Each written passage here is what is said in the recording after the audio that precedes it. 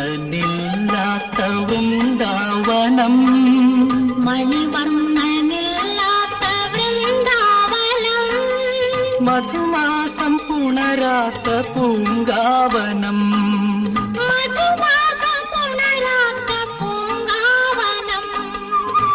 ഉയിരിനും ഉയിരാണ് കണ്ണൻ, അവൻ ഊരാകെ വണങ്ങുന്ന കാർമേഘവർണ്ണൻ.